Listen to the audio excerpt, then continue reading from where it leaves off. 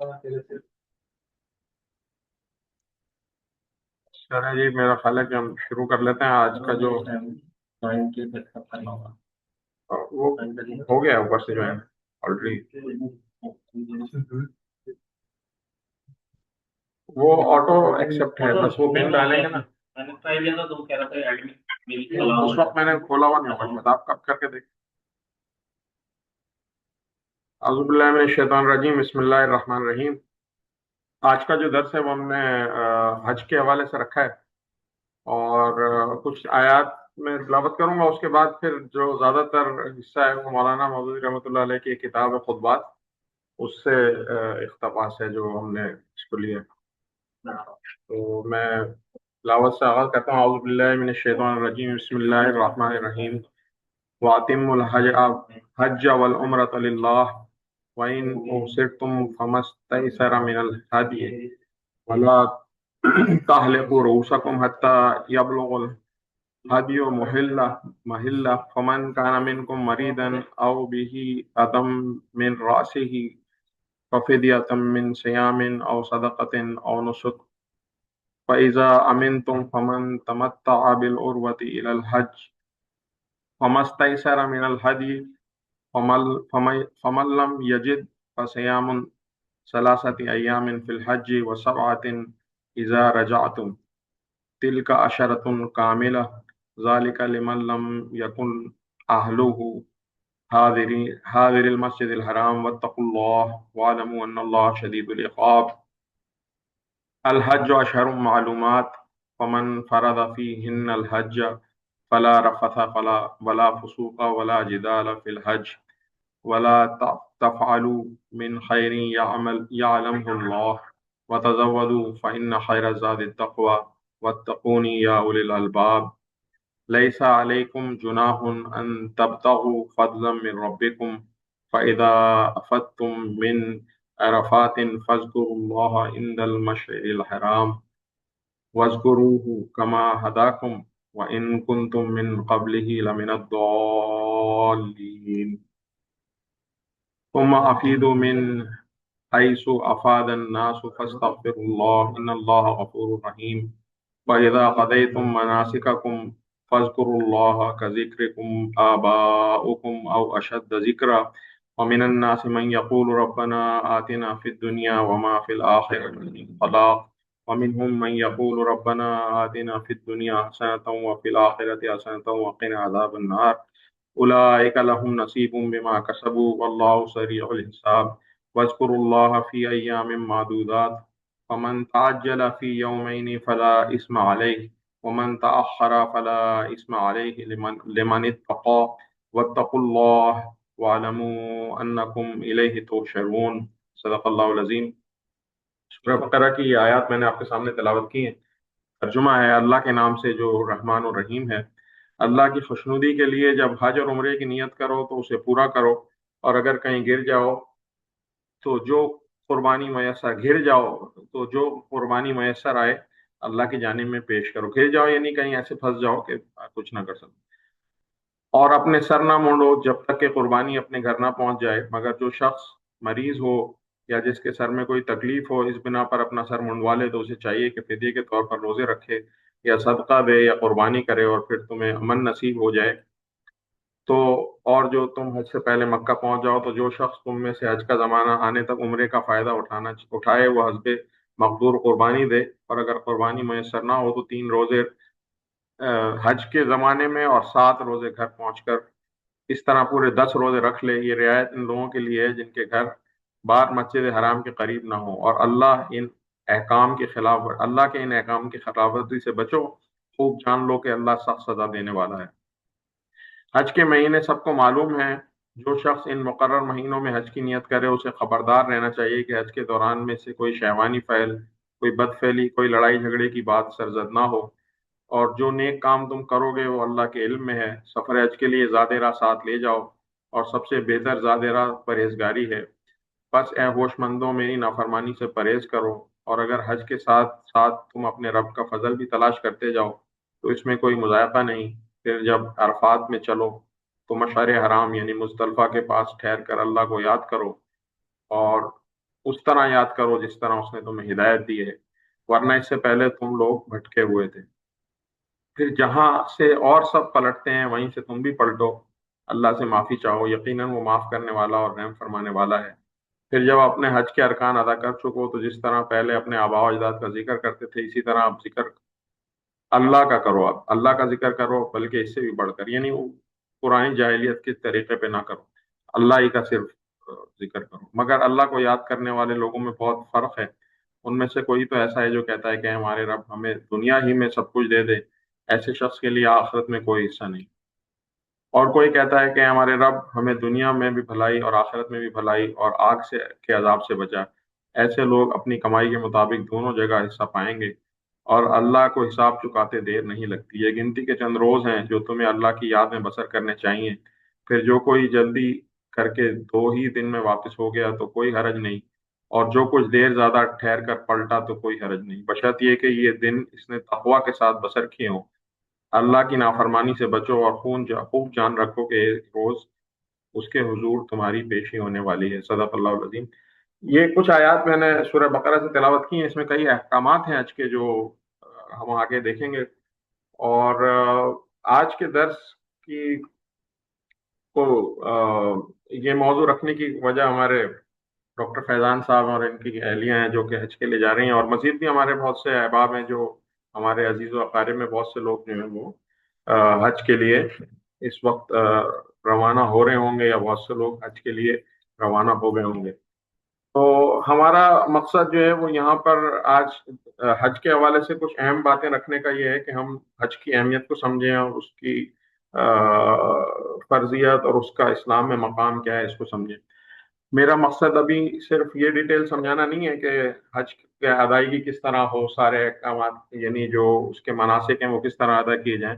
उसके हवाले से तो यकीनी तौर पे ये अपने तौर पे पढ़ेंगे, इल्म लेके जाएंगे, हम उसको मुख्तसर टच करते हुए चलेंगे। तो मैंने मौलाना मौदूदी रहमतुल्लाह अलैह की बहुत मशहूर किताब खुतबात से हज के हवाले से चीज़ें आपके सामने रखने का आज इरादा किया, उसी की कुछ इक़्तिबास लेके चलेंगे साथ।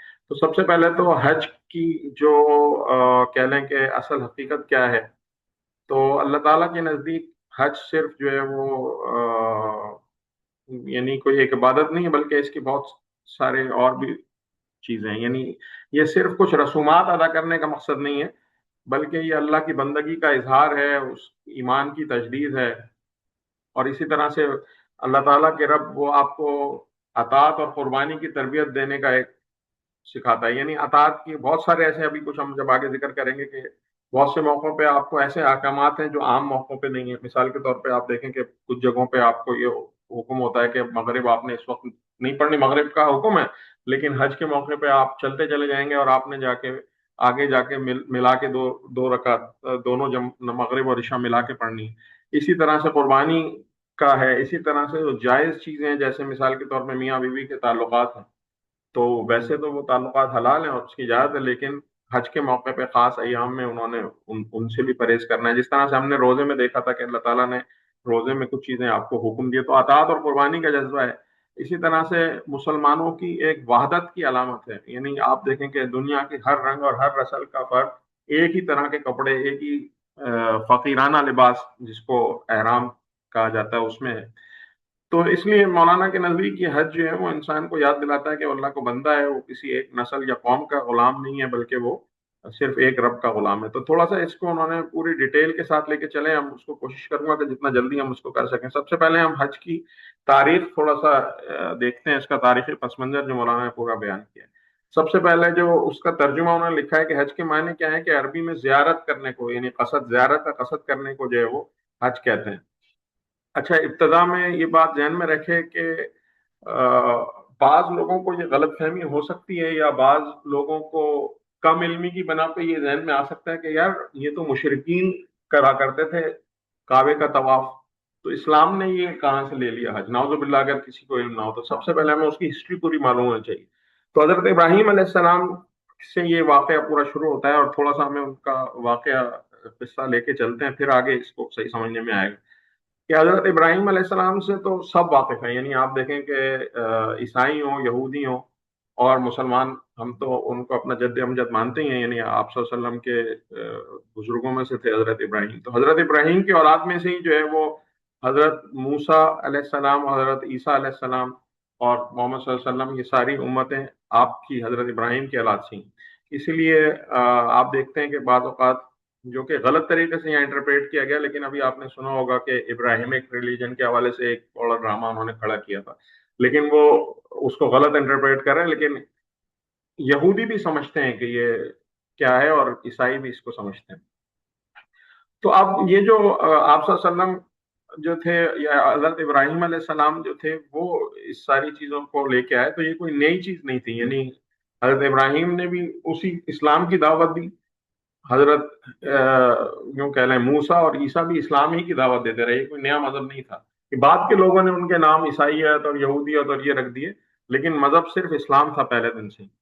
تو اب حضرت ابراہیم کا واقعہ میں تھوڑا دیکھیں تو آپ نے جب جس قوم میں آنکھ کھولی تو وہاں پر اس وقت جو ہے وہ اللہ تعالیٰ کو لوگ بھلا چکے تھے اور بتوں کی عبادت ہوتی تھی، اور بلکہ آپ کا گھر خاص، یعنی جو آپ کا جو والد تھے اور جو وہ تھے وہ بتگر اور یعنی یوں کہہ لیں کہ وہ بنانے والے تھے، اللہ تعالیٰ نے وہاں ان کی پیدائش کی۔ اچھا، اس دور میں اور بہت ساری بیماریاں پیدا ہو چکی تھیں، کہ جیسے مثال کے طور پہ بتوں اور ستاروں کو پوجنا، پھر نجوم یعنی جو فال نکالنا، اور کیا کہنا چاہیے کہ جادو ٹونے، تعویذ گنڈے، یہ سب چیزیں بہت عام تھیں۔ جس طرح سے آج کل ہندوؤں کے، مولانا نے لکھا کہ جس طرح ہندوؤں کے پنڈت جو بہت ساری چیزیں کرتے ہیں، یہ وہ سارے حضرت ابراہیم کے دور میں یہ ساری چیزیں عام تھیں۔ پھر ان کا یہ گمان تھا کہ یہ دیوی اور دیوتا ہوتے ہیں اور ان کی پوجا کی جائے اور ان کی جو ہے وہ عبادت کی جائے، تو یہ جو ہے وہ ہمیں، یعنی وہ جو ایک مشرکوں کا وہ جو کانسیپٹ ہوتا ہے کہ یہ چھوٹے چھوٹے خدا ہیں اور بڑے خدا کی طرف ہمیں لے جاتے ہیں، تو یہ ساری چیزیں وہاں پر عام تھیں۔ اب جیسے میں نے بتایا کہ حضرت ابراہیم علیہ السلام کا خاندان بھی وہ خاندان تھا کہ جو سمجھ لیں کہ اپنی قوم کے پنڈت تھے یا برہمن تھے یا جو رہنما تھے اس دور کے، جو بھی ان کا مذہبی تہوار ہوا کرتے ہیں، اور وہ عجیب و غریب طریقے سے جو ہے وہ یعنی ایک طرح سے مندر اور گدی نشینی کا طریقہ کار تھا۔ تو آپ یوں سمجھ لیں کہ اگر حضرت ابراہیم علیہ السلام کو دیکھا جائے تو وہ اگر اپنے والد کی گدی سنبھالتے تو وہ ایک پورا بزنس تھا جو سیٹ اپ کا پورا، جس میں جو ہے وہ آپ سمجھ سکتے ہیں کہ کیا کچھ تھا، لیکن اس میں وہ اللہ تعالیٰ نے حضرت ابراہیم علیہ السلام کو کسی اور ہی مٹی سے بنایا تھا۔ حضرت ابراہیم علیہ السلام جو ہے وہ، اچھا یہ سارے واقعات قرآن میں مختلف آیات میں ہیں چھوٹی چھوٹی، جیسے حضرت ابراہیم کا جو قصہ ہے کہ جس کو ہم نے دیکھا کہ جہاں پر وہ اللہ تعالیٰ، یعنی حضرت ابراہیم نے سوچنا شروع کیا، وہ سورج کو دیکھتے تھے تو دیکھتے تھے کہ وہ سورج غروب ہو گیا، تو انہوں نے کہا کہ یہ تو میرا رب نہیں ہو سکتا، چاند، یہ قرآن کے الفاظ ہیں، میں مفہوم بیان کر رہا ہوں۔ اسی طرح چاند کو دیکھتے تھے تو کہتے یہ بڑا چمکدار ہے، شاید یہ میرا رب ہو، تو انہوں نے کہا یہ بھی رب نہیں ہو سکتا۔ تو اس طرح سے وہ اللہ تعالیٰ کی طرف مستقل رجوع کرنے کے لیے، تو اللہ تعالیٰ اپنے انبیاء کو پہلے سے ہی چن لیتا ہے اور ان کی وہ حفاظت کا بھی انتظام فرماتا ہے کہ یہ سارے مشرکانہ چیزوں میں اور ان سب چیزوں میں نہ پڑے ہوں۔ آپ صلی اللہ علیہ وسلم کی بھی جو ہم سیرت پڑھتے ہیں تو ہمیں یہ باتیں معلوم ہوتی ہیں کہ اللہ تعالیٰ نے خود انتظام فرمایا تھا کہ آپ کسی بری چیز میں کبھی مبتلا نہیں ہوئے اور نہ گئے۔ تو اسی طرح سے حضرت ابراہیم شروع سے جو ہے وہ جب دیکھتے تھے تو وہ کہتے تھے کہ یہ کن چیزوں سے مانگتے ہیں، کہ یہ پتھروں کو پوجنا شروع ہو جاتے ہیں، یہ جو ہے وہ کیا کہنا چاہیے کہ ستاروں کو پوجتے ہیں، ٹھیک ہے۔ تو حضرت ابراہیم علیہ السلام سوچتے تھے کہ پھر یہ جب چیزیں خود کچھ نہیں کر سکتی ہیں تو خود محتاج ہیں، تو یہ کیسے رب ہو سکتی ہیں؟ جب ان کو خود زوال آ جاتا ہے، یہ خود ختم ہو جاتی ہیں، تو یہ کیسے رب ہو سکتی ہیں؟ تو اسی طرح سے انہوں نے سوچنا شروع کیا اور وہ اس پہ غور کرتے تھے، تو پھر اللہ تعالیٰ نے ان کو ہدایت دی۔ تو قرآن اللہ تعالیٰ نے سورہ انعام میں فرمایا کہ انی بری مما تشرکون، یعنی پھر انہوں نے اپنے جو مطلب اپنے ساتھ کے لوگوں سے ان سے کہا کہ میں ان ساری جن چیزوں کی تم خدائی میں شریک کرتے ہو، میں ان سے کوئی واسطہ نہیں ہے، میں اس سے بری و ذمہ ہوں۔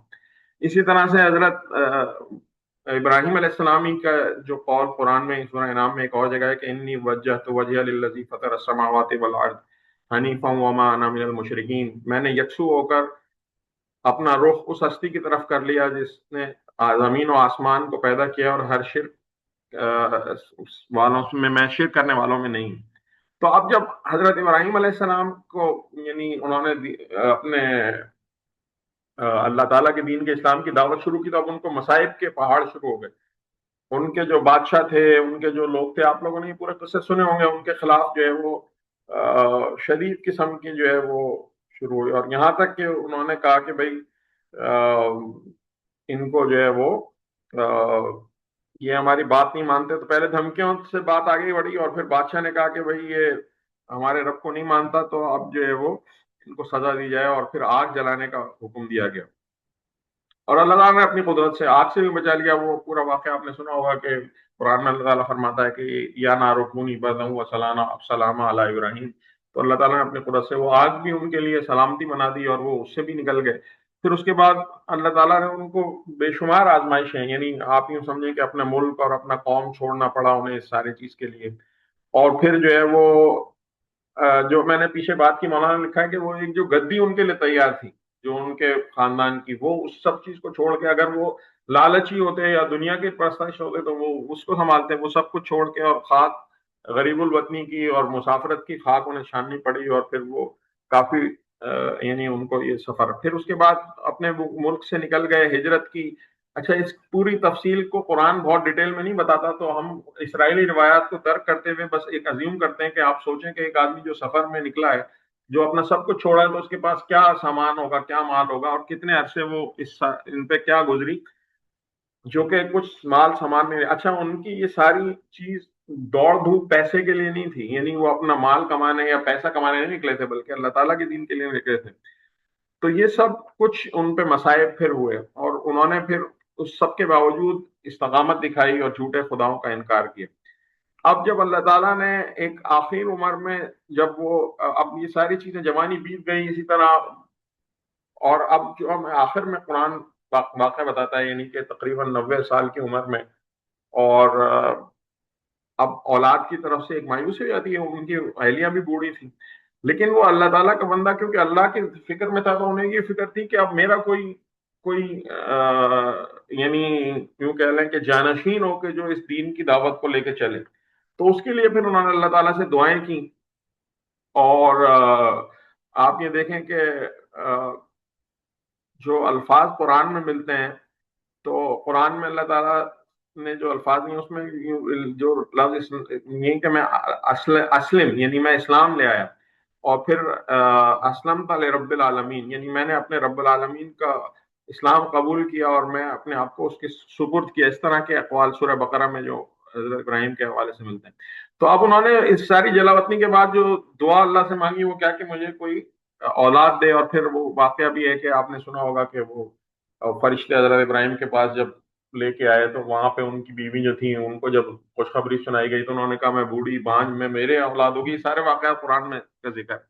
تو ہم اس کو آگے لے کے چلتے ہیں، اور پھر ہم یہ دیکھتے ہیں کہ حضرت ابراہیم علیہ السلام کو اس ساری بڑی آزمائش کے بعد پھر اللہ تعالیٰ نے جو قرآن میں ان کے لیے الفاظ فرمائے ہیں سورہ بقرہ میں.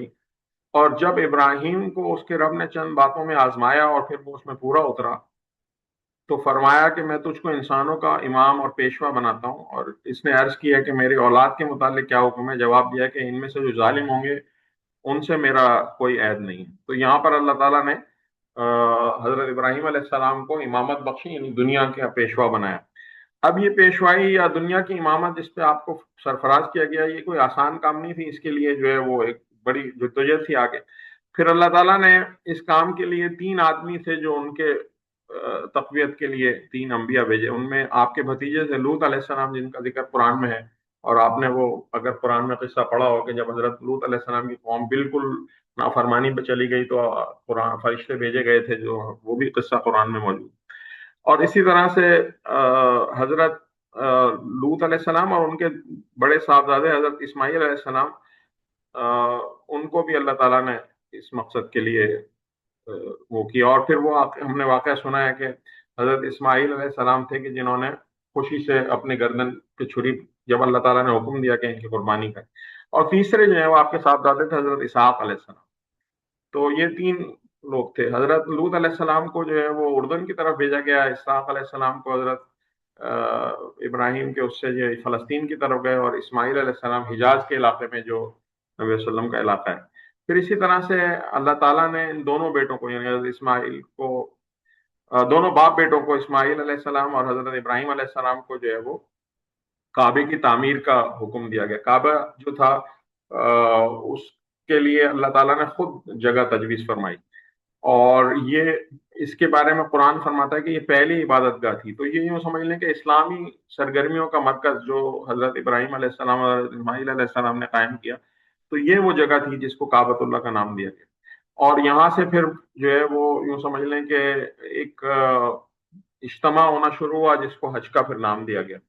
تو اس میں قرآن میں اللہ تعالیٰ فرماتا ہے کہ سورہ آل عمران کی آیت 96 میں کہ یعنی پہلا گھر جو مقرر کیا گیا وہ مکہ میں تعمیر ہوا، اور برکت والا گھر اور سارے جہانوں کے لیے مرکز ہدایت ہے، اور اس میں اللہ کی کھلی نشانیاں ہیں۔ مقام ابراہیم علیہ السلام ہے جو اس میں داخل ہوتا ہے، اس کو امن دیا جاتا ہے۔ اسی طرح سورہ عنکبوت میں فرمایا، کیا لوگوں نے دیکھا نہیں کہ ہم نے کیسا پرامن حرم بنایا ہے، حالانکہ اس کے گرد و پیش لوگ اچک لیے جاتے ہیں۔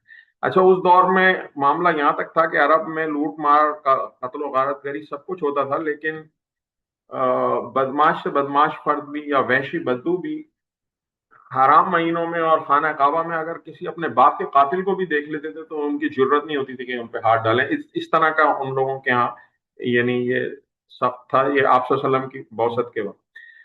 اچھا، اسی طرح سے حضرت ابراہیم علیہ السلام کی جو دعائیں ہیں قرآن کے اندر، جیسے سورہ بقرہ میں ان کی دعا ہے،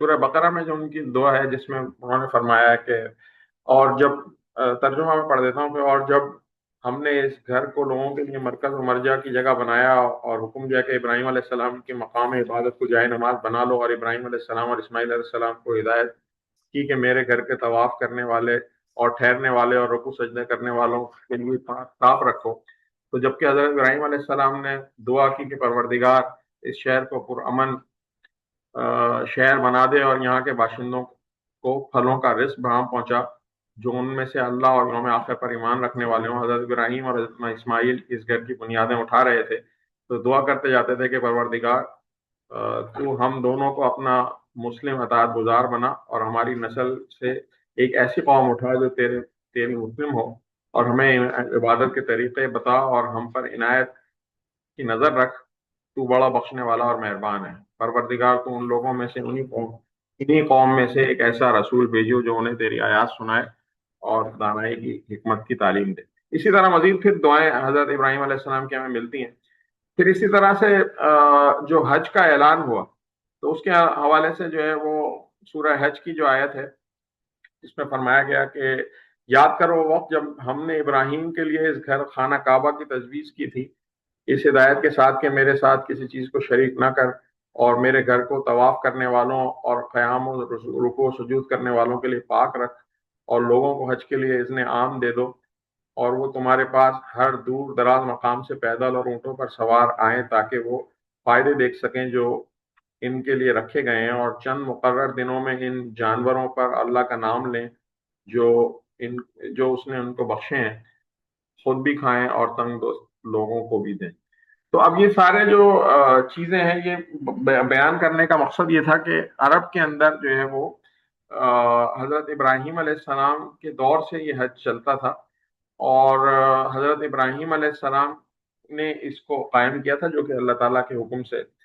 اچھا، پھر یہ ہوا کہ وقت کے ساتھ ساتھ جو حضرت ابراہیم علیہ السلام کی جو اولاد تھی اس میں، اب یہ تو ہسٹری میں نہیں ایگزیکٹ معلوم کہ کس وقت شروع ہوا، لیکن ان کے یہاں بت پرستی شروع ہو گئی، اور پھر جو ہے انہوں نے جو ہے وہ اپنے بزرگوں کی تعلیم کو بھلا دیا، جو انبیاء ان میں آئے ان کو بھلا دیا، اور پھر انہوں نے بہت سارے بت بنا لیے، لات، منات، حبل، نصر، یغوث، عزا، اس طرح کے بہت سارے بت تھے جن کی وہ پوجا کرنے لگ گئے۔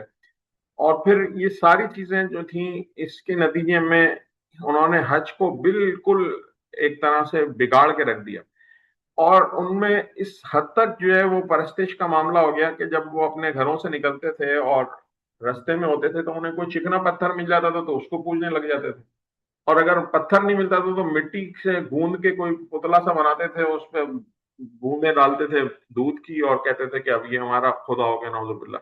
تو یہ سارے حالات جو ہیں وہ آ چکے تھے۔ اور اس سے جو ہے نا وہ انہوں نے سب کچھ بگاڑ دیا تھا. معاملہ یہاں تک تھا کہ حج کے موقع پہ شعرا کے مقابلے ہوتے تھے، یعنی وہ آتے تھے اور اپنے شعر و شاعری کی چیزیں جو ہے بنایا کرتے تھے. بڑے بڑے میلے لگتے تھے، ڈینگے مارتے تھے، اپنے آباء و اجداد کی بڑی بڑی باتیں بیان کرتے تھے. پھر اسی طرح سے جھوٹی ثقافت سخاوت کے مظاہرے ہوتے تھے. ایک سے بڑھ کر ایک جو ہے وہ بڑے بڑے اونٹ قربان ہو رہے ہیں، کون کتنی زیادہ قربانیاں دے رہا ہے. یہ سب کچھ دکھاوے کے لیے تھا، اس لیے تھا کہ سارے عرب میں میرا نام ہو جائے کہ فلاں سردار نے، فلاں قبیلے نے اتنے اونٹ قربان کیے. اور پھر وہاں پر راگ اور مجلسیں شراب کی چلتی تھیں، اور وہاں پر زنا تک ہوتا تھا، اور یہ سب کچھ ہوتا تھا. اور یہ حج کے نام پہ نعوذ باللہ سب کچھ ہوتا تھا. اللہ معاف کرے، جس طرح سے آج کے دور میں مختلف میلوں ٹھیلوں میں جو یہ سب کچھ شروع ہو گیا ہے، بہت سی جگہوں پہ عرسوں میں یہ ضلالت ہو رہی ہے کہ عرس کے سائڈ میں جو ہے وہ ساری فحاشی کا اور اس کا اڈا کھلا ہوا ہے. تو یہ وہ کام کیا کرتے تھے. اسی طرح ان کا طواف کیا تھا. طواف وہ نعوذ باللہ اللہ کے کعبے کے خلاف گرد جو ہیں وہ سیٹیاں بجاتے تھے اور تالیاں بجاتے تھے، اور تو اور ننگے طواف کیا کرتے تھے. تو یہ ساری چیزیں جو ہے وہاں ان میں عام ہو گئی تھی. قربانی کا کیا تصور تھا کہ قربانی کے نام پر جو ہے وہ خون لتھڑتے تھے کعبے کی دیواروں پہ، ان کو ذبح کر کے، اور وہ اس کو وہ کیا کرتے تھے. اسی طرح حرام مہینوں کو انہوں نے اپنی مرضی کا ڈھال لیا تھا. حرام مہینے جو جو 4 مہینے تھے جو حج کے حوالے سے اللہ تعالیٰ نے ان کو شروع سے حضرت ابراہیم علیہ السلام کے دور سے کیا تھا، وہ اپنی مرضی سے کسی سال اس کو معدوم کر دیتے تھے اور جنگ جدل شروع کر دیتے، اگلے سال اس کو پھر اس کا بدل لے لیتے تھے، مطلب اپنی مرضی سے. اور پھر حج کی تاریخوں کو بھی آگے پیچھے پلٹ دیا کرتے تھے. یعنی کئی مہینے انہوں نے ڈیلے کر دیا کہ جی اس تمام جو ہے وہ. تو اس طرح سے انہوں نے بہت ساری خود ساختہ چیزیں بنا لی تھی. اور پھر اللہ تعالیٰ نے جو ہے وہ حضرت ابراہیم علیہ السلام کی دعا قبول کی، جس کو شعر میں جو ہے وہ کسی شاعر نے بہت خوب کہا ہے کہ ہوئی پہلوئے آمنا سے ہوئے دا دعائے خلیل اور نوید مسیحا.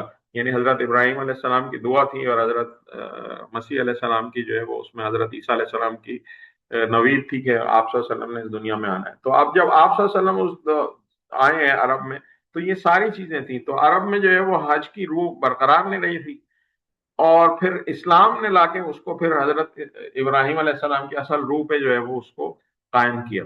تو آپ یہ بات ذہن میں رکھیں کہ آپ صلی اللہ علیہ وسلم جب اس وقت آئے ہیں تو وہ سب کچھ چل رہا تھا، یعنی وہی پنڈتوں والا اور وہ سارے لوگ کعبے کے گرد جو ہے وہ بنانا، طواف ہونے کا اور سیٹیاں بجانے کا، یہ سب کچھ ان لوگوں کے پاس رہا. تو اب جب آپ صلی اللہ علیہ وسلم نے اسلام کی دعوت پھیلائی، تو پھر شروع میں تو حج فرض نہیں ہوا. پھر بعد میں جب یوں کہہ لیں کہ یعنی شرک کا بالکل خاتمہ کر دیا گیا، تو پھر اللہ تعالیٰ نے حج فرض فرمایا. تو اس کو سورہ آل عمران میں فرمایا، اور لوگوں پر اللہ کا حق ہے کہ جو کوئی اس گھر تک آنے کی قدرت رکھتا ہو وہ حج کے لیے آئے. پھر کوئی کفر کرے، یعنی قدرت کے باوجود نہ آئے، یعنی اس کا مطلب ہے تو اللہ تمام دنیا والوں سے بے نیاز ہے. تو پھر حضرت ابراہیم علیہ السلام کی سنت کا آیا شروع ہو گیا، بت پرستی کا خاتمہ ہوا. اور پھر جو ساری باتیں میں نے بیان کی اس کو قرآن میں اللہ تعالیٰ نے اس کا رد کیا. ہر چیز کا جو آیات پڑھی ان میں بھی آیات آئی تھی کہ بس، یعنی ترجمہ پڑھ دیتا ہوں، اور اللہ کو یاد کرو ایسی طرح جیسے اس نے ہدایت دی ہے، نہ کہ اس سے پہلے جیسے گمراہ لوگ کرتے تھے، یعنی جو اپنے بڑوں کی کرنا اور بےہودہ افعال. اسی طرح سے بےہودہ افعال کی ممانعت فرما دی گئی سورہ بقرہ میں کہ حج میں نہ شیوانی فائل کی جائیں، نہ فسق فجور، نہ لڑائی جھگڑے ہوں. اسی طرح جو شاعری اور دنگل ہوتے تھے اس کو اللہ تعالیٰ نے بند فرما دیا. جو میں نے آیت پڑھی انہی میں ذکر ہوا تھا. پھر جب اپنے مناسک حج ادا کر چکو، تو جس طرح تم پہلے اپنے باپ دادا کا ذکر کرتے تھے، اس اب اللہ کو یاد کرو، بلکہ اس سے بڑھ کر جو آیت میں نے پڑھی اس میں، یعنی اب وہ بھی اس کو بھی بند کر دیا گیا. اسی طرح نمائش کو بھی اللہ تعالیٰ نے سورہ اعراف میں منع فرما دیا، اور کھاؤ پیو نہ اسراف کرو، اور اللہ اسراف کرنے والوں کو پسند نہیں کرتا جو اونٹ کے اونٹ ذبح کر کے وہ دکھاوے کے لیے چھوڑ دیتے تھے. اسی طرح سے ایک اور آیت میں سورہ حج میں کہ ان جانوروں کو خالص اللہ کے لیے اسی کے نام پر قربان کرو، پھر جب ان کی پیٹھوں پر زمین پر ٹھہر جائیں، یعنی ان کی جان نکل جائے، تو خود بھی ان میں سے کھاؤ اور کھانے کو بھی کھلاؤ اور حاجت مندوں کو بھی. یعنی جو لوگ استطاعت رکھتے ہیں ان کو بھی کھلاؤ، اور جو غریب ہیں ان کو بھی کھلاؤ۔ تو پھر اسی طرح سے جو خون وغیرہ کا وہ لتھڑنے کرتے اس کو بھی حرام کرا دیا گیا۔ اللہ تعالیٰ نے فرما دیا قرآن میں سورج میں کہ اللہ کو ان جانوروں کے گوشت اور ان کے خون نہیں پہنچتے، بلکہ تمہاری پرہیزگاری اور خدا ترسی پہنچتی ہے۔ برہن طواف کی ممانعت ہو گئی کہ اے نبی صلی اللہ علیہ وسلم سورہ اعراف میں ان سے کہو کہ اللہ کی زینت کو حرام کیا گیا اپنے بندوں پر کے لیے نکالی تھی، یعنی لباس کے بارے میں کہا گیا۔ اسی طرح سے بے حیائی کا حکم دیا گیا کہ قل ان اللہ یامرکم بالفحشاء، یا نبی صلی اللہ علیہ وسلم اللہ ہرگز بے حیائی کا حکم نہیں دیتا۔ پھر نماز کے لیے آنے کے لیے یعنی عبادت کے لیے آنے کے لیے حکم دیا کہ یا بنی آدم ادخل زینتکم عند کل مسجد، اے آدم ذات ہر عبادت کے وقت اپنی زینت یعنی لباس کو اچھی طرح پہن کے آؤ۔ تو پھر حج کے مہینے میں جو الٹ پھیر کرتے تھے اس کو حرام کرا دیا گیا۔ پھر اللہ تعالیٰ نے حکم دیا کہ زیادہ راہ ساتھ لے کے چلو۔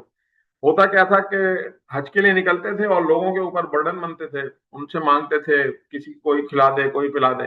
تو اللہ تعالیٰ نے حکم دیا کہ اپنا زیادہ ساتھ یعنی اپنا آپ سفر کا سامان لے کے چلیں، اپنے خراجات کا خود انتظام کریں۔ اور پھر حکم یہ بھی دے دیا کہ تقویٰ جو ہے وہ بہترین سفر کا وہ ہے، لیکن اپنے مال کا انتظام کرنا اس سے مراد۔ اچھا، حج میں روزی کمانے کی بھی اجازت دے دی گئی کہ اچھا ٹھیک ہے، اس میں کوئی مذاقہ نہیں ہے کہ اگر تم چاہو تو اپنے رب کا فضل تلاش کرو، وہ جو میں نے آیت پڑھی اس میں۔ اسی طرح جہلیانہ ساری رسموں کو انہوں نے ختم کر دیا۔ عجیب و غریب قسم کی رسمیں تھیں۔ گونگا حج ہوگا اس دفعہ، جی میں بولوں گا نہیں، یہ اس طرح کا حج میں کیا کرتے تھے۔ تو حاجیوں کو حکم دیا کہ ساری چیزیں ختم کر دو اور جو ہے اس طرح سے کرو۔ پھر اللہ تعالیٰ نے میقات کا تعین کر دیا، یعنی کعبے کی طرف آنے والے راستوں پر 20 میل پہلے ایک حد مقرر کر دی گئی کہ اب اس سے بڑھنے سے پہلے آپ نے ایک احرام مان لینا ہے، کہ مولانا نے لکھا ہے کہ ایک فقیرانہ لباس، کہ اب سارے یکساں ہو جائیں، کوئی امیر اور غریب ایک دیکھنے میں فرق نہ رہے۔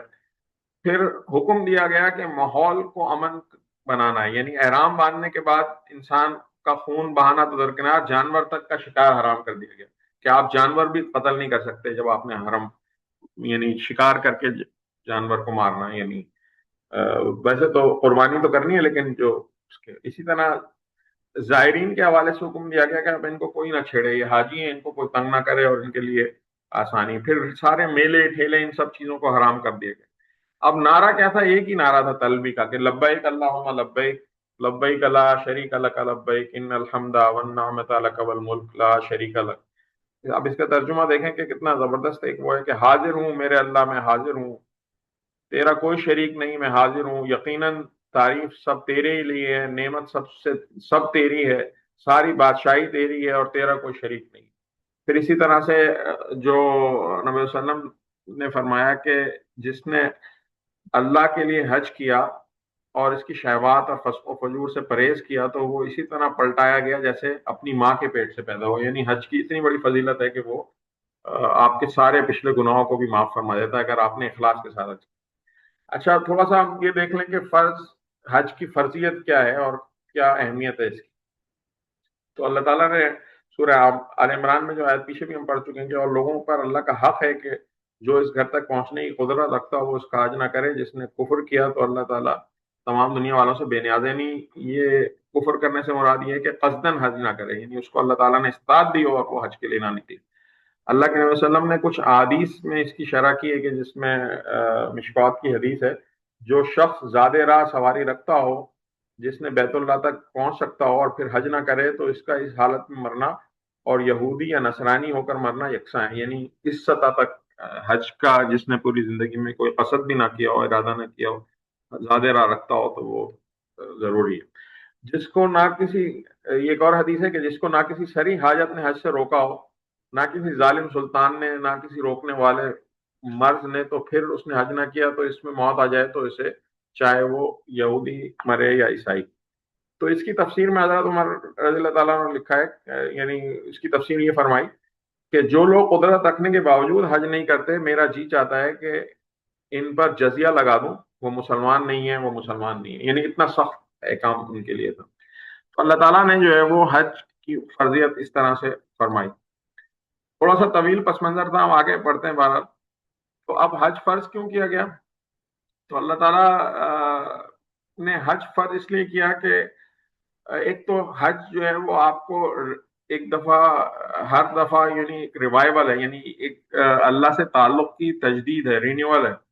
آپ ہر سال جو ہے وہ دیکھتے ہیں حج کے موقع پہ بے شمار لوگ نکلنا شروع ہوتے ہیں، اور کچھ لوگ حج کے لیے جا رہے ہیں اور کچھ لوگ ان کو رخصت کر رہے ہیں اور مختلف آبادیوں سے. اب تو ہمارے یہاں حالات بہت تبدیل ہو گئے، لیکن پہلے تو معاملہ یہ تھا کہ یہ پورے 3-4 مہینے کی پریکٹس تھی.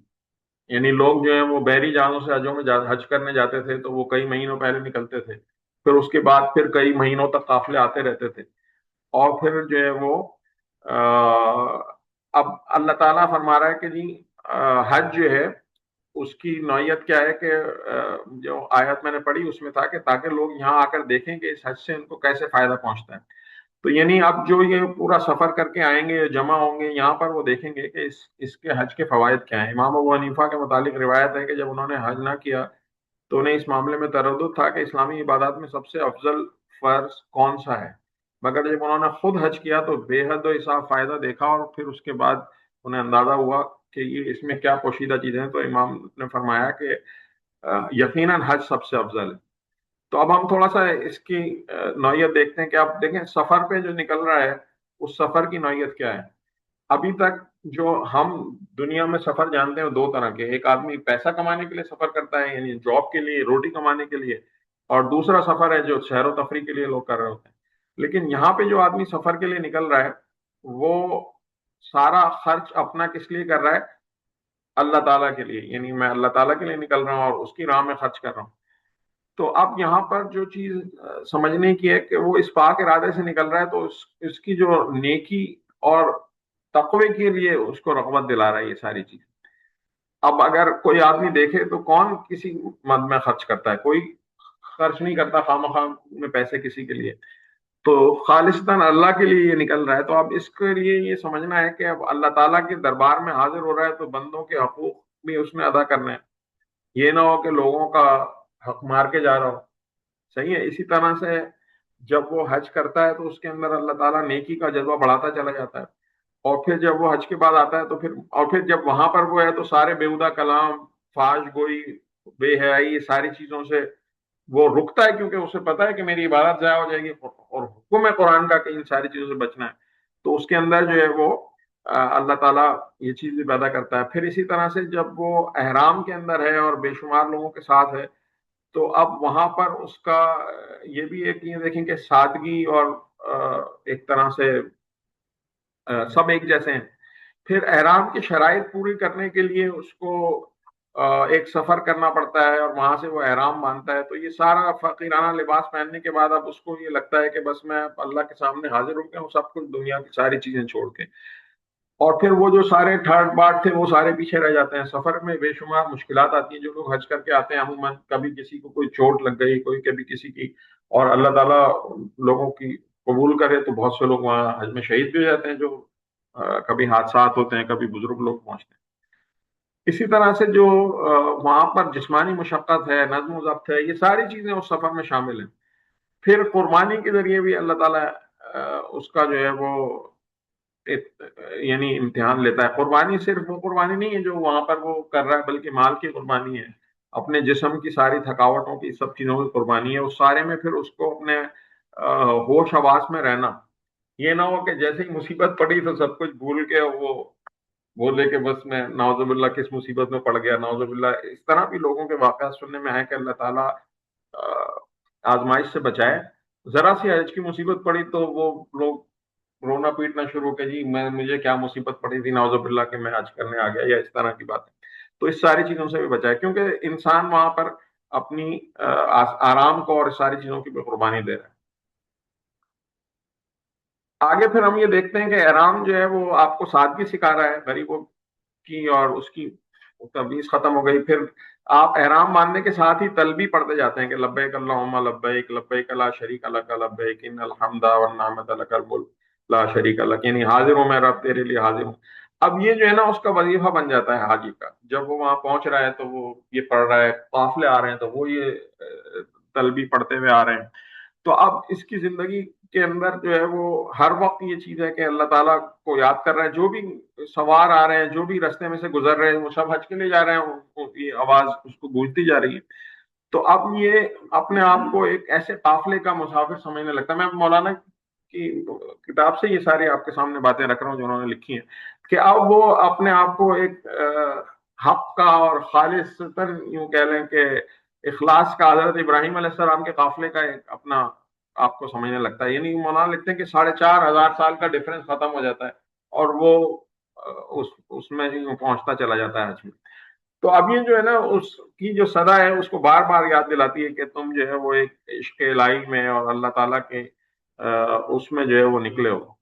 اور پھر وہ سارا ذہن میں رہے کہ جس طرح سے حضرت ابراہیم علیہ السلام نے جو ہے وہ اپنا گھر بار چھوڑا اور آگ اور یہ ساری قربانیاں برداشت. اب جو طواف کرتا ہے طواف زیارہ کے لیے جاتا ہے تو حاجی جب مکہ پہنچتا ہے تو سیدھا اللہ تعالیٰ کے دربار میں حاضر ہوتا ہے. یعنی جو پہلا جو طواف ہے کہ جو ہے میں حاضر ہو گیا ہوں اور عقیدت کے ساتھ اور اپنے مذہب کے مرکز و ملجا کی طرف, اور پھر اپنی زندگی کا ایک سمجھ لیں کہ ایک اہم طواف ہے کہ جو وہ کر رہا ہوتا ہے کہ جب اس کی نظر جب پڑتی ہے پہلی دفعہ تو جو مولانا نے لکھا ہے جو دعا پڑھنے کے لا الہ الا اللہ ولا نعبد الا ایاہ مخلصین لہ الدین ولو کرہ الکافرون, کوئی معبود نہیں اللہ کے سوا, کسی دوسرے کی ہم بندگی نہیں کرتے, ہماری اطاعت صرف اللہ ہی کے لیے خاص ہے خواہ کافروں کو کتنا ہی برا گزرے. پھر اسی طرح سے جو حضرت صحیح اور یوں کہہ لیں کہ صفا و مروہ کے درمیان صحیح ہے اس پہ جب وہ نکلتا ہے تو کبھی وہ دعا پڑھتا ہے کہ اللہ میں ترجمہ پڑھتا ہوں, خدایا مجھ سے کام لے اس طریقے پر کہ تیرے نبی کا طریقہ ہے, اور مجھے موت دے تو اسی رستے پر جو تیرے نبی صلی اللہ علیہ وسلم کا طریقہ ہے, اور زندگی میں مجھے بچاؤ ان فتنوں سے جو رائے راست سے بھٹکانے والے ہیں. پھر اسی طرح سے اور دعائیں جیسے پروردگار مجھے معاف کر اور رحم کر اور میرے جن قصوروں کو جانتا ہے ان سے درگزر فرما, اور تیری طاقت سب سے بڑھ کر اور تیرا کرم سب سے بڑھ کر. تو یہ ساری مصنون دعائیں جو وہاں پہ وہ حج پہ کر رہے ہوتے ہیں.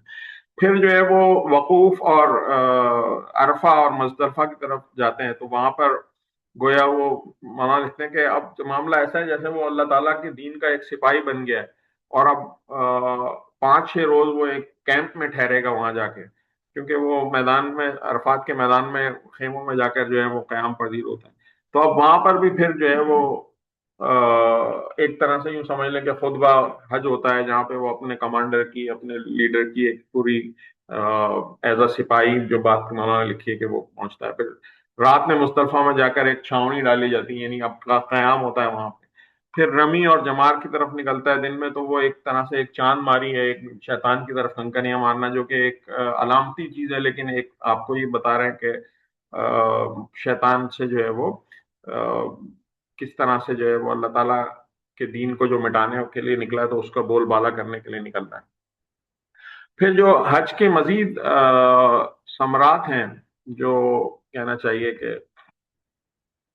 تو اب حج جو ہے وہ ہمیں سب سے پہلے تو جو چیز ذہن میں رہے کہ وہ انسان کو خود احتسابی, یعنی آپ جو ہے وہ یہ دیکھیں کہ ایک آدمی جتنا کچھ اپنا مال اپنا سب کچھ دنیا کی بہت ساری چیزیں اور جو جائز تعلقات ہیں نفسانی خواہشات کے ان کو بھی قربان کر کے جب یہ نکلا ہے تو یہ کس لیے کر رہا ہے؟ صرف اللہ تعالیٰ کے لیے کر رہا ہے, اس کی کوئی ذاتی خرچ کوئی غرض شامل نہیں ہے. پھر اس سفر میں پرہیزگاری اور تقوی اور مسلسل خدا کی یاد عبادات کرتے رہنا, تسبیح اور اس میں مشغول رہنا, اس کو جو ہے وہ ایک طرح سے ایک شوق اور عشق کی کیفیت میں مبتلا کرتا ہے حاجی کو. اور پھر جب اس کا اثر جو ہے نا اس کو برسوں تک قائم رہتا ہے جو اس سارے معاملات کو اس طرح سے ادا کرتا ہے. پھر حرم کی سرزمین میں موج کے انسان جو ہے وہ سارے آثار دیکھتا ہے, یعنی ابھی تک ہمارے لیے ساری چیزیں ہم جو خاص طور پہ جو اس علاقے کے لوگ نہیں ہیں جب وہاں پہنچتے ہیں تو جگہ جگہ جو پوائنٹس دیکھتے ہیں تو چیزوں کو ایک صحیح فیلنگ لیتے ہیں کہ یہ وہ جگہ تھی کہ جہاں پر حضرت ابراہیم علیہ السلام نے کنکریاں ماری تھی. پھر نبی صلی اللہ علیہ وسلم کے حوالے سے بہت سارے واقعات جو آپ نے سنے ہیں, آپ زیارتوں پہ جاتے ہیں مدینے میں جاتے ہیں تو ساری چیزیں آپ کے سامنے مسجد نبوی میں سارے واقعات آپ کے دماغ میں گھومنے لگتے ہیں. اچھا پھر ایک بات یہ بھی ذہن میں رہے کہ اس میں ایک تو یہ کہ اللہ تعالیٰ کی اطاعت اور پھر دنیاوی فخر اور ہر چیز سے آزادی کا یہ ہے, یعنی آپ نے احرام باندھ لیا تو ایک حبشی غلام ہو تو اس کا بھی احرام آپ باندھا ہوا, ایک ہی طرح کے کپڑے ہیں, کسی کے پاس کوئی شان نہیں ہے. کندھا خاص طور پہ کھلا چھوڑا اس طرح کے اپنے آپ کو آدمی دکھائے کہ میں ایک اللہ تعالیٰ کی راہ میں ایک فقیر ہوں اور ایک اس طرح سے میں نکلا ہوں سب چیزیں قربان کر کے.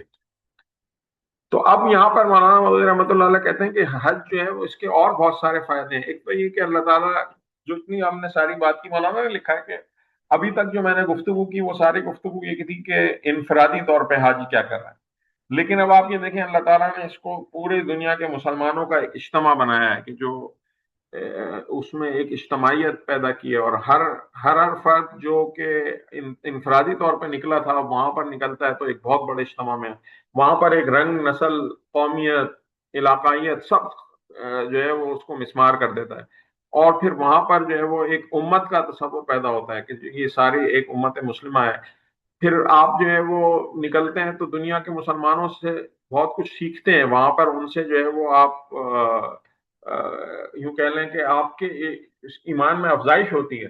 آپ جب حاجیوں سے ملیں، جب وہ بات کرتے ہیں تو وہ بتاتے ہیں کہ جی فلاں لوگ آتے ہیں، ان کا بڑا ایک ایمانی جذبہ ہوتا ہے فلاں جگہ کے. جیسے مثال کے طور پہ یہ ہمارے جس خطے میں موجود ہیں، ملیشیا، انڈونیشیا، یہاں کے لوگوں کے لیے مشہور ہے کہ یہ نوجوانی میں حج کرتے ہیں. بہت سارے لوگ شادی کے فوراً بعد حج پہ جاتے ہیں.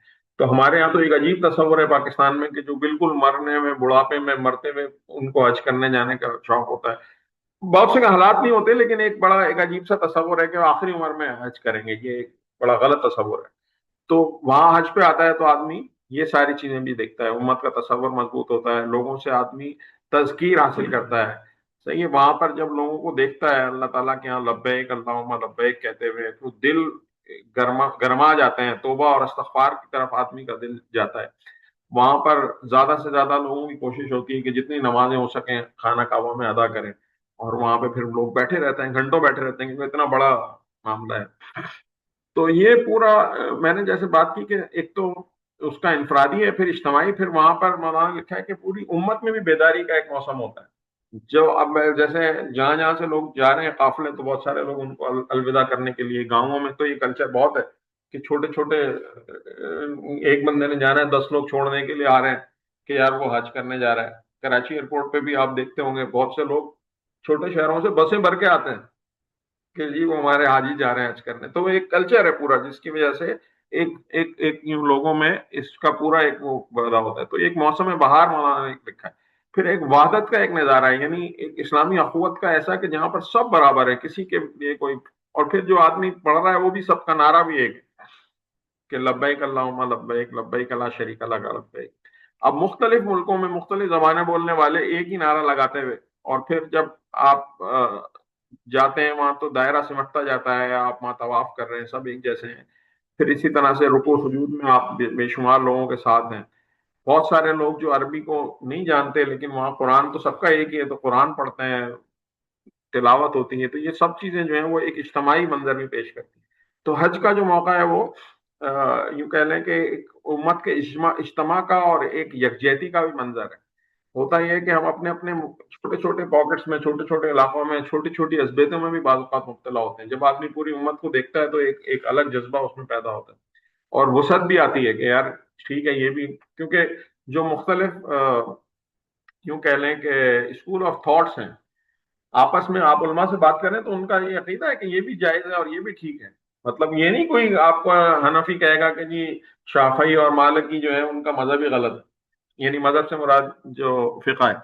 تو وہاں جا کے آدمی کو یہ بھی ایک کہہ لیں وسعت قلبی بھی پیدا ہوتی ہے.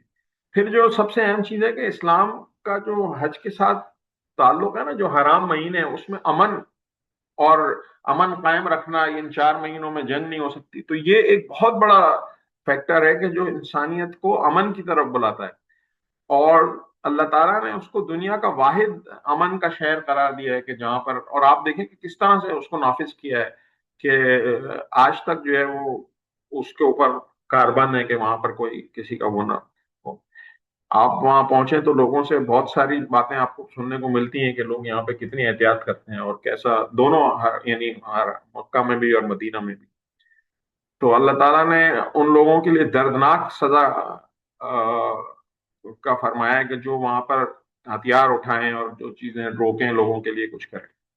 تو یہ ایک حقیقی مساوات کا مظہر وہاں پہ نظر آتا ہے، یعنی آپ کو سب ایک جیسے نظر آتے ہیں. کوئی اگر آج کے دور میں کوئی کر رہا ہو کلاسزم تو وہ ایک الگ بات ہے، لیکن اسلام نے جو ہے نا وہ اس کو سب کو مٹا دی.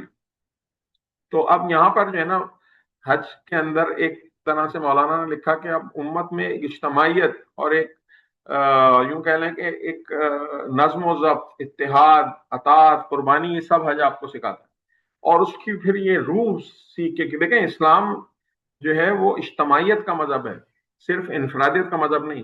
تو وہاں پہ آدمی سیکھ کے آتا ہے کہ امت کس طرح سے جو ہے وہ اکٹھی ہو سکتی ہے، اور ہم کس طرح سے ہمارے اندر بہت ساری چیزیں کامن ہیں.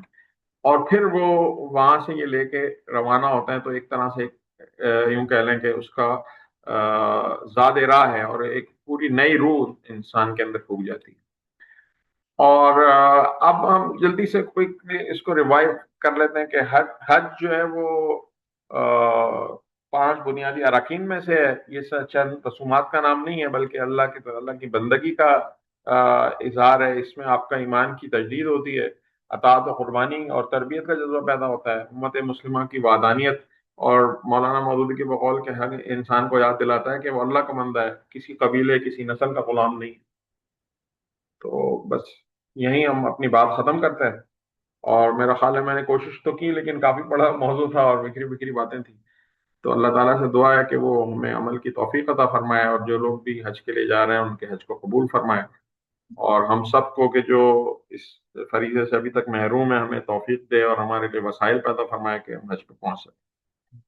تو کوئی بھی کسی قسم کے سوالات ہوں تو سوال کر سکتے ہیں. میں نے یہ بات واضح کر دی تھی کہ میرا مقصد اس وقت حج کے مناسک اور اس کی پوری ڈیٹیلز، یعنی اس کے مسائل بیان کرنا نہیں ہے، بلکہ اس کی اہمیت اور اس کی یعنی حج ہے کیا اور کیوں ہے، اس کے حوالے سے بات کرنا مقصد ہے. جی میرا سوال صرف یہ ہے، جیسے ہم لوگ خاص طور پہ جو ہمارے ریجن کے لوگ ہیں، سر نے بھی کہا کہ سوچتے ہیں کہ ہم جب بوڑھے ہو جائیں گے تو حج پہ جائیں گے. جب حج فرض ہو گیا آپ کے اوپر، مطلب ایک آپ کے پاس وسائل بھی ہیں، آپ کے پاس آپ جا بھی سکتے ہیں، اور کوشش کریں تو آپ جو ہے اپنا سفر شروع کر سکتے ہیں، لیکن پھر بھی ہم لوگ انتظار کر رہے ہوتے ہیں. تو یہ جو انتظار کرنے والا جو ہے، یہ جو ہم آج اس سال نہیں جاتے، اگلے سال چلے جائیں گے یا اس سے اگلے سال چلے جائیں گے، حالانکہ آپ آج جا سکتے ہیں. تو یہ کس حد تک درست ہے؟ کیونکہ قرآن نے تو صاف طور پہ کہہ دیا کہ اگر آپ نہیں جاتے ہیں تو پھر آپ چاہے نسوانی مرے یا سے ہمیں کوئی فرق نہیں پڑتا. تو اس لیکن فتوا تو میرا دینا کام نہیں ہے، میں کوئی فتوا دینے والا یا اس طرح کا فتوا نہیں ہوں. لیکن جو میں نے پڑھا ہے، جو عادی صاحب کے سامنے بیان کیے ہیں، تو یقینی طور پہ وہ فرد گناہگار ہے کہ جو جانتے بوجھتے اس کو پینڈنگ کرے جا رہا ہے. کوئی جائز شرعی اس کے پاس عذر نہیں ہے، یعنی اس کے پاس وسائل بھی موجود ہیں اور وہ حج کر سکتا ہے، اور وہ پھر بھی نہیں کر رہا، تو پھر یقینی طور پہ وہ گناہگار ہے. اور اس کو جو ہے وہ فوری طور پہ سوچنا چاہیے کہ وہ جو ہے وہ کرے. میں نے بھی اسٹڈی کر رہا تھا، تو اس کے اوپر جو مجھے معلوم جو میں نے پڑھا تو یہ تھا کہ اگر آپ کے پاس جب حج کی اپلیکیشن جاری ہے اس وقت آپ کے پاس پیسے ہیں تو آپ کے حج فرض ہو گئے ہیں، اس وقت آپ جمع کرائیں. اگر آپ نے نہیں جمع کرایا تو اب آپ کے فرض ہو چکا ہے. اب کے فرض اس وقت آپ کے پاس پیسے تھے، لیکن 6 مہینے بعد آپ غریب ہوگا، کوئی اور پیسے چلے گئے، اگلے سال کے آپ کا پیسے نہیں ہوا، لیکن آپ کے پاس فرض ہوا. جب آپ کی جمع ہو رہی تھی اس سال فرض تھا آپ کے لیے، اب آپ کی زندگی بھر کے لیے فرض ہو گیا، بھلے آپ کے پاس پیسے ختم ہو گئے. اب آپ نے اس کو کرنا ہے لازمی ہے. میں نے اسٹڈی کی اس میں یہ تھا کہ ہوتا ہے نا بہت لوگ ابھی پیسے ہیں اس سال آگے ختم ہو گئے، اگلے سال 2 سال پھر جمع ہی نہیں ہو رہے، لیکن وہ ہو گیا فرض ایک دفعہ تو اب زندگی بھر میں کرنا ہی کرنا. جو میں نے اسٹڈی کی اس میں یہ صحیح. کوئی اور بات کوئی آپ کرنا چاہیں؟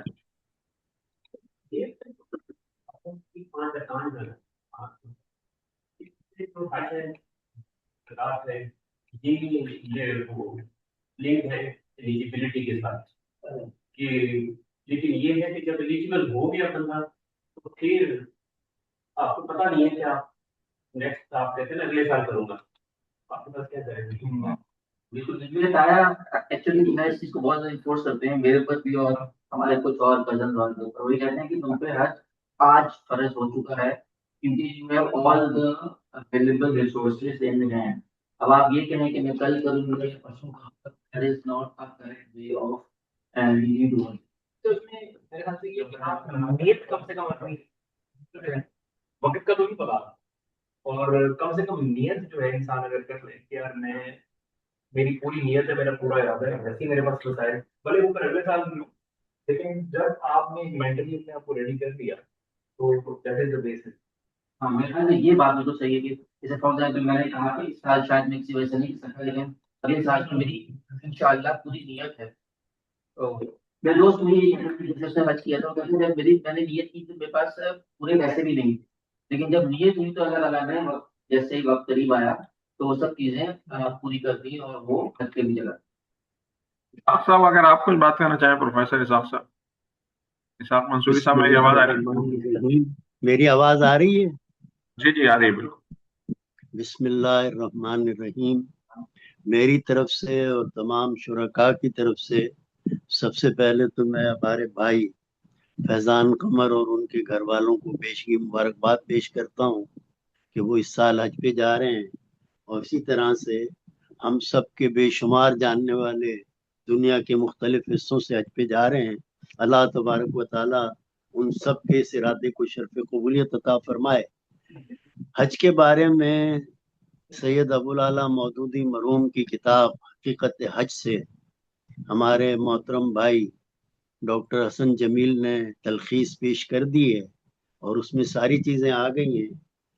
हज पे मुझे पिछले 2-3 सालों में बार बार जाने का इत्तेफाक हुआ, तो चंद यानी अमली बातें मैं आपके सामने रखना चाहता हूँ हज के हवाले से, जो कि तमाम हज करने वालों के लिए फायदेमंद हो सकती हैं।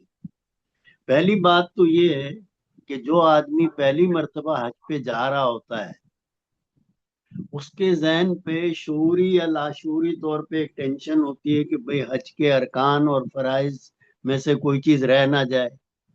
तो आप ये यकीन रखें कि हज बिल्कुल आसान है। आप जब मक्कतुल मुकर्रमा में पहुंच गए तो खुद ब खुद तमाम अरकान आपके अदा होते चले जाएंगे। आपको सब चीज़ों की मालूमात मिलती चली जाएगी कि कब आपको जो है यानी रवाना होना है, कहाँ से रवाना होना है, क्या करना है, किसी चीज़ की पूरा माहौल वहाँ पे बना हुआ होता है। तो इसलिए एक तो आप यानी इस टेंशन में न रहें। अलबत्ता हज की तैयारी ज़रूर कीजिए। हज के बारे में जो यानी तफसीली किताबचे हैं, मसलन ये मौलाना का जो किताब है जो हकीकत है हज, ये नेट पर भी अवेलेबल है, इसका आप मुताला कर लीजिए। और दूसरा ये कि हज किस तरह से किया जाए उसके लिहाज से यानी छोटे छोटे हैंडबिल भी मिल जाते हैं, पंफलेट भी मिल जाते हैं, 2 वर्का भी मिल जाते हैं। वो भी अपने आप पर्स के अंदर, अपने बैग के अंदर आप रख सकते हैं और उसको भी आप देख सकते हैं, उससे भी आपको मालूमात मिल जाएगी। लेकिन बुनियादी तौर पे हज की बिल्कुल आप टेंशन ना रखें। हज आपका बिल्कुल अदा हो जाएगा, उसमें कोई मसला नहीं होगा। तमाम अरकान आपके आसानी के साथ अदा हो जाएंगे। तो एक तो इस लिहाज से आप, दूसरी बात जो मैं इस हज के हवाले से कहना चाहता हूँ वो है कि लोग यानी दुआओं के मामले में कोशिश करते हैं कि भाई किताब से दुआ पढ़ लें। और आपने देखा होगा कि अक्सर लोग जो हैं वो मुतव्विफ जो है वो दुआएं पढ़ रहा होता है और उसके पीछे जो है वो दोहरा रहे होते हैं दुआओं को। तो हज पे जाने से पहले अब तक यानी जब आप घर पर हैं, आप 2, 4, 6, 10, 12 जितनी भी दुआएं आप जबानी याद कर लें और जो अच्छी तरह से आपको याद हो जाएं वो आप याद कर लीजिए और उनको आप मुख्तलिफ मौके पर पढ़ते रहिए, पूरी तवज्जो के साथ पढ़िए। असल में दुआ में असल चीज है अल्लाह की तरफ मुतवज्जे होना, मुराकबा होना, ध्यान आपका उस तरफ होना। तो ये अगर आपको किताब से पढ़ के हासिल होता है, वो दुआ इतनी जामे है, इतनी पुरअसर है कि आप किताब से पढ़ते हैं तो आप किताब से पढ़ लीजिए, उसमें भी कोई हर्ज नहीं है। लेकिन बेहतरीन सूरत ये है कि आप तवाफ कर रहे हैं और दुआ पढ़ रहे हैं, तो उस वक्त आप पूरी तवज्जो के साथ वो दुआ पढ़िए जो कुरान मजीद ने हमें सिखाई है कि रब्बना आतिना फिद दुनिया हसना व फिल आखिरति हसना वकीना अज़ाबन्नार। यानी रुकने यमानी और हजर असवद के दरमियान ये दुआ पढ़ना सबसे अफजल दुआ है ये उस वक्त पढ़ने के लिए। तो पूरे हज के दौरान भी जहां जहां भी आपको दुआ पढ़नी हो ये दुआ पढ़ ले। इस दुआ के अंदर अल्लाह तबारक व ताला ने दुनिया और आखिरत की तमाम चीजों को शामिल कर दिया है। तो दुआओं के हवाले से जितनी दुआएं आप याद कर सकते हैं इस वक्त, तो दुआएं आप याद कीजिए, उसकी आप कोशिश कीजिए। और जो दुआएं आपको अच्छी तरह से याद हो जाएं, जो पूरे इत्मीनान के साथ, पूरे ध्यान के साथ आप मांग सकें, उन दुआओं को आप मांगिए, वरना ये कि तकल्लुफ करके किताब से पढ़कर सिर्फ जो नहीं वो दुआ पढ़ने की रस्म अदा करने के लिहाज से नहीं, दुआ में असल चीज वही है कि आपका पूरे का पूरा ध्यान अल्लाह की तरफ से हो। और अगर आपकी आंखों से 2 आंसू गिर जाएं तो समझ लीजिए आपकी दुआ कबूल हो गई, आपका हज कबूल हो गया। कोशिश करिए अल्लाह के सामने गिड़गिड़ाने की, पूरा ध्यान उसकी तरफ करने की। और एक बात जिसकी तरफ मैं खास तौर पे आपकी तवज्जो दिलाना चाहता हूँ, और जो वहां पे मैंने देखा भी, कि बाज लोग जो हैं यानी ग्राउंड फ्लोर पर जाने के लिए कि भाई काबतुल्लाह का हम बराह रास्त यानी मुल्तजिम को भी और अजर असवद को भी हम हाथ लगा लें, तो वहां सऊदी हुकूमत ने एक पाबंदी लगाई हुई है कि भाई जो उम्रा करने वाले हैं या जिन्होंने अभी पहला तवाफ नहीं किया है, जो एहराम की हालत में, वही जाके जो है वो ग्राउंड फ्लोर पे तवाफ कर सकते हैं और ग्राउंड फ्लोर पे दाखिल हो सकते हैं। तो मैंने हमारे कई यानी औरतों को तो इजाजत थी, उनके ऊपर कोई पाबंदी नहीं थी, लेकिन मर्दों पे पाबंदी थी। जिन दिनों मैंने हज किया, मैंने उम्रा किया, तो मैंने कई लोगों को देखा कि जनाब वो पहले ही कई मर्तबा जो है वो जा चुके हैं ग्राउंड फ्लोर पे, और वो 10वीं मर्तबा भी जा रहे हैं, 11वीं मर्तबा भी जा रहे हैं और गलत बयानी कर रहे हैं। तो मेरे भाइयों, मेरे बुजुर्गों, मेरे दोस्तों, उस वक्त भी मैं उन दोस्तों को, भाइयों को ये बात प्यार और मोहब्बत से समझाता था कि भाई हज में भी गलत बयानी, हज में भी धोखा। तो कुरान मजीद में ये बात कही गई है कि जो हज करना चाहे तो फला रफसा वला फुसूका वला जिदाला फिल हज, कि हज की जब आप नियत कर ले तो उसके अंदर बात कही गई कि जिदाला फिल हज, कि हज के अंदर कोई झगड़ा ना किया जाए, कोई झूठ ना बोला जाए, इससे बचा जाए। तो इस किस्म से ग्राउंड फ्लोर पे जाने के लिए आप एहराम पहन कर चले जाएं और लोगों को धोखा दें, उससे बेहतर ये है कि आप किसी भी फ्लोर पे आपको जगह मिले, आपको बिल्कुल टॉप फ्लोर पे जगह मिल जाए, वहां पे आपको जो है काबतुल्लाह नजर भी ना आ रहा हो, लेकिन आपका ध्यान अगर अल्लाह की तरफ है तो समझ लीजिए कि आपको हज की सारी रहमतें और बरकतें मिल गई। तो इन चीजों से बचने की कोशिश की जाए। और इसी तरह से हज में यानी तवाफ करने के लिए हजर अस्वद को तक पहुंचने के लिए, और वहां पे मदीना मुनव्वरा के अंदर जो है यानी एक मकाम तक पहुंचने के लिए या रोजे अक़दस पर पहुंचने के लिए, मैंने देखा कि मर्द और खवातीन जो हैं वो धक्कम पेल कर रहे होते हैं, एक दूसरे से उलझ रहे होते हैं। इन तमाम चीजों से उलझा बचा जाए, इसलिए कि कुरान मजीद में खास तौर पे ये बात कही, फला रफसा वला रफसा वला फुसूका वला जिदाला, कि किसी किस्म की धक्कम पेल नहीं होनी चाहिए, झगड़े की तो बात ही नहीं है, किसी किस्म से झगड़ा किया जाए, लोग वहां पे उलझ जाते हैं। तो इसलिए, और इसी तरह से ये भी आप समझ लीजिए कि यानी आपने टॉप क्लास की जो है वो बुकिंग करवाई है, VVIP बुकिंग करवाई है, लेकिन अल्लाह तबारक व ताला और अल्लाह के रसूल ने ये कहा है कि हज तो गर्द आलूद होने का और मेहनत और मशक्कत का नाम है। तो हो सकता है कि अल्लाह तबारक व ताला की तरफ से आपकी इतना VVIP इंतजामात के बावजूद कहीं ना कहीं आपकी आजमाइश हो जाए। तो ऐसा ना हो कि आप वहां पे बिफर जाएं कि भाई मैंने तो जो इतनी बड़ी अमाउंट दी है, इतनी बड़ी मैंने बुकिंग करवाई है, और यहाँ पे AC नहीं चल रहा है, यहाँ पे जो है ट्रांसपोर्ट अवेलेबल नहीं है, खाना जो आपने कहा था वो खाना आप नहीं दे रहे हैं, और जो फैसिलिटीज आपने कही थी वो फैसिलिटीज आप नहीं दे रहे हैं। वहां पे आप मुतवफ के साथ, ऑर्गेनाइजर के साथ, होटल वालों के साथ उलझ जाएं और होटल के अंदर एक हंगामा खड़ा कर दें आप। इन तमाम चीजों से बचने की कोशिश की जाए और ये सोचा जाए कि हज तो नाम ही है गर्दो गुबार आलूद होने का और तकलीफ बर्दाश्त करने का, इसी चीज का नाम हज है।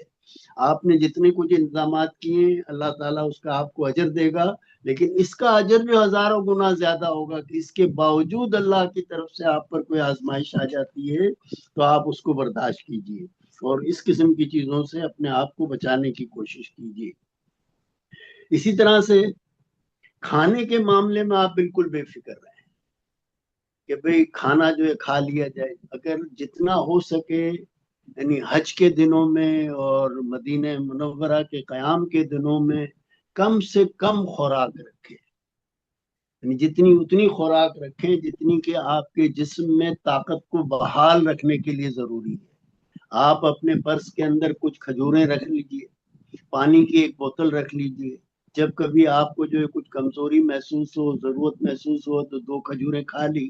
اگر آپ شوگر کے مریض نہیں ہیں, اور اگر آپ کو شوگر کی بیماری ہے, تو آپ جو ہے کوئی پینٹ رکھ لیجئے, مونگ پھلیاں رکھ لیجئے, کوئی اور چیز رکھ لیجئے کہ جو آپ کی صحت کے مطابق ہو پرس کے اندر, اور وہ کھا لی. اور وہاں پہ آپ جو ہے عبادت کے اندر بیٹھے ہوئے زیادہ سے زیادہ وقت جو ہے اپنا حرم کے اندر گزاریے. کعبۃ اللہ کے سامنے بیٹھنا حج کی سب سے بڑی عبادت ہے, اور اس کے لیے ضروری نہیں ہے کہ آپ جو ہے وہ گراؤنڈ فلور پہ بیٹھے, آپ ٹاپ فلور پہ کسی کونے میں کسی جگہ بھی بیٹھے ہوئے ہیں. حج کی ساری برکتیں اور رحمتیں آپ کے دل کے اوپر نازل ہوتی چلی جائیں گی. تو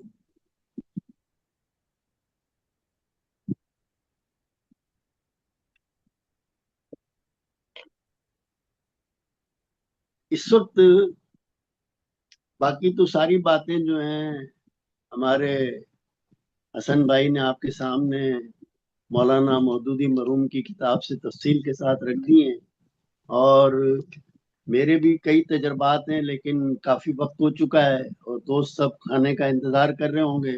تو ایک بات کہ وہاں پہ انتظامات کے معاملے میں جو ہے آپ کا, اگر آپ کی رہائش جو ہے یعنی کعبۃ اللہ سے دور ہے, تو آپ اس میں بالکل ٹینشن نہ لیجیے. آپ کسی ٹیکسی والے سے بات کر لیجیے کہ آپ کو اگر جو ہے رات کو جانا ہے 3 بجے 4 بجے, تو وہ آپ کو پک کر لے گا, وہ آپ کو ڈراپ کر لے گا. اور اس کے آپ کو اخراجات, ہم نے جو ہے ہوٹل جو ہے وہ دور لیا تھا, یعنی تقریباً جو ہے ہمارا ہوٹل جو تھا, ہماری رہائش جو تھی کعبۃ اللہ سے یعنی 3-4 کلومیٹر دور تھی. لیکن ہم نے جو ہے یہ گاڑی کا بندوبست رکھا ہوا تھا, تو ہم صبح جو ہے فجر سے پہلے ہی وہاں پہنچ جاتے تھے, اور پھر جو ہے دیر تک وہاں پہ ہم رہتے تھے. واپسی میں ہمیں جو ہے بس مل جاتی تھی ہماری اپنی ہوٹل کی. اور اس بعض ہوٹل ایسے بھی ہیں کہ جو آپ کو ٹرانسپورٹ دیتے ہیں, اور ان کے یہاں ہوٹل سے مکے تک وہ ٹنل کے ذریعے سے بالکل حرم کے قریب ہی اتار دیتے ہیں, واکنگ ڈسٹینس پر. وہاں پہ آپ اتر جائیے اور آپ جو ہے حرم کے اندر پہنچ جائیں گے. تو ہوٹل اگر دور بھی ہو اور آپ کے ہوٹل نے ٹرانسپورٹ دی ہوئی ہے اور اویلیبل ہے ایزیلی ٹرانسپورٹ, جس ہوٹل میں ہم رکے تھے وہاں پہ ہر 2 منٹ کے بعد بس چلتی تھی. تو ہم جو ہے رات میں دن میں کسی بھی اپنی ہوٹل کی بس سے چلے جاتے تھے. اور جب ہم نے ایسے ہوٹل میں قیام کیا تھا مدینے کے اندر کہ جہاں پہ ٹرانسپورٹ اویلیبل نہیں تھی, اور مدینے کے اندر تو واکنگ ڈسٹینس پر ہی ہیں سب کچھ رہائشی جتنی بھی ہیں, تو اس لیے اس چیز کی بھی آپ فکر نہ کیجیے. اور آخری بات یہ ہے کہ اس وقت پوری دنیا کے اندر جو ٹینشن ہے, جو پریشانی ہے, علامہ اقبال نے اس کے حوالے سے ایک شعر کہا ہے. اس شعر پر میں اپنی آج کی گفتگو کو ختم کرتا ہوں, اور یہی آج کی دنیا کے تمام مسائل کا حل ہے. اس وقت جن مسائل کے اندر دنیا گرفتار ہے, وہ خواہ اسرائیل, امریکہ اور ایران کی جنگ ہو, پاکستان اور بھارت کے معاملات ہوں, مغرب اور مشرق کے مسائل ہوں, معیشت کے مسائل ہوں, سیاست کے مسائل ہوں, معاشی مسائل ہوں, خاندانی مسائل ہوں, تہذیبی مسائل ہوں, پوری دنیا کے جو مسائل ہوں, اس پر علامہ اقبال نے تبصرہ کیا. مکہ نے دیا خاک جنیوا کو یہ پیغام, کہ دنیا میں جنیوا نے یعنی UNO بنائی کہ بھئی دنیا کے مسائل کو ہم حل کریں گے, لیکن مسائل حل نہیں ہوئے, مسائل بڑھتے ہی چلے جا رہے ہیں. مکہ نے دیا خاک جنیوا کو یہ پیغام, وحدت آدم یا وحدت اقوام. جیسا کہ حسن بھائی نے کہا کہ وہاں جا کے امریکہ کا گورا بھی, افریقہ کا کالا بھی, اور ایشیا کا کلرڈ آدمی بھی, سب ایک ہی صف میں کھڑے ہو گئے محمود و ایاز, نہ کوئی بندہ رہا نہ کوئی بندہ نواز. تو وہاں پہ یہ پیغام ملتا ہے. اور ایک امریکی اسکالر نے کہا کہ میں جب مکہ میں حج کے لیے گیا تب مجھے پتا چلا کہ انسانیت کس چیز کا نام ہے. بے شک. अक़ूलु क़ौली हाज़ा अस्तग़फ़िरुल्लाह ली व लकुम व लिसाइरिल मुस्लिमीन इन्नहु हुवल गफ़ूरुर रहीम। दुआ भी करवा दीजिए प्रोफेसर साहब। अल्हम्दुलिल्लाहि रब्बिल आलमीन वस्सलातु वस्सलामु अला नबिय्यिल करीम अल्लाहुम्मा सल्लि अला मुहम्मदिन व अला आलि मुहम्मद कमा सल्लैता अला इब्राहीम व अला आलि इब्राहीम इन्नका हमीदुम मजीद। या इलाल आलमीन या अरहमुर राहिमीन, हमारे जिन भाइयों, बुजुर्गों, बहनों और बेटियों ने हज की नियत की है, या अल्लाह उनके हज को शर्फ कबूलियत अता फरमाए। या अल्लाह उनके हज को उनके लिए आसान कर दीजिए। रब्बना तक़ब्बल मिन्ना इन्नका अंतस समीउल अलीम। रब्बना तक़ब्बल मिन्ना इन्नका अंतस समीउल अलीम। या इलाल आलमीन, मोहम्मद सल्लल्लाहु अलैहि वसल्लम जिस तरह से हज के अंदर एक हो जाती है, या अल्लाह पूरी उम्मत के अंदर वहदत पैदा फरमा दीजिए। या इलाल आलमीन या रहमुर राहिमीन, आज पूरी दुनिया इस्लाम के पैगाम के लिए बेचैन है, बेकरार है। या अल्लाह सिर्फ और सिर्फ उम्मत मुस्लिमा के पास दुनिया के तमाम मसाइल का हल है। या अल्लाह दुनिया के सामने हमें इस्लाम को सही तरह पेश करने की तौफीक अता फरमा। या अल्लाह दुनिया के सामने इस्लाम को हमें सही तरीके से पेश करने की तौफीक अता फरमा। या अल्लाह इस फर्ज की अदायगी में, या अल्लाह हमारे अवाम से, खवास से, बड़े लोगों से, दानिश्वरों से, उलमा से, या अल्लाह जो जो कोताहियां हो गई, या अल्लाह उनकी तलाफी की हमें तौफीक अता फरमा। रब्बना आतिना फिद दुनिया हसना व फिल आखिरति हसना व क़िना अज़ाबन्नार। फातिरस समावाति वल अर्ज़ अंत वलिय्यी फिद दुनिया वल आखिरह। तवफ़्फ़नी मुस्लिमन व अल्हिक़नी बिस्सालिहीन। अल्लाहुम्मा अंत शाफ़ी ला शिफ़ा इल्ला शिफ़ाउका फश्फिना शिफ़ाअन कामिलन ला युग़ादिरु सक़मन वला वजआ। अल्लाहुम्मा अग़फ़िर लिहय्यिना व मय्यितिना व शाहिदिना व गायबिना व सगीरिना व कबीरिना व ज़करिना व उन्साना। या इलाल आलमीन, अल्लाहुम्मा सब्बित अक़दामना। अल्लाहुम्मा अंसुर मन नसर दीन मुहम्मदिन सल्लल्लाहु अलैहि वसल्लम। अल्लाहुम्मा अंसुर इख़वानना फ़ी गज़्ज़ा। अल्लाहुम्मा अंसुर इख़वानना फ़ी ईरान। अल्लाहुम्मा शत्तित शमलहुम व मज़्ज़िक़ जमअहुम व ख़ालिफ़ बैन कलिमतिहिम। रब्बना तक़ब्बल मिन्ना इन्नका अंतस समीउल अलीम। व सल्लल्लाहु तआला अला खैरि ख़ल्क़िही मुहम्मदिन व आलिहि व अस्हाबिही व अज़वाजिही व बनातिही अजमाइन बिरहमतिका या अरहमर राहिमीन। आमीन बेरा। जज़ाकल्लाह। बहुत शुक्रिया जी तमाम हजरात का और ख़वातीन का, और जो लोग ऑनलाइन उनका भी। अल्लाह ताला कबूल फरमाए। बहुत शुक्रिया। अस्सलाम वालेकुम।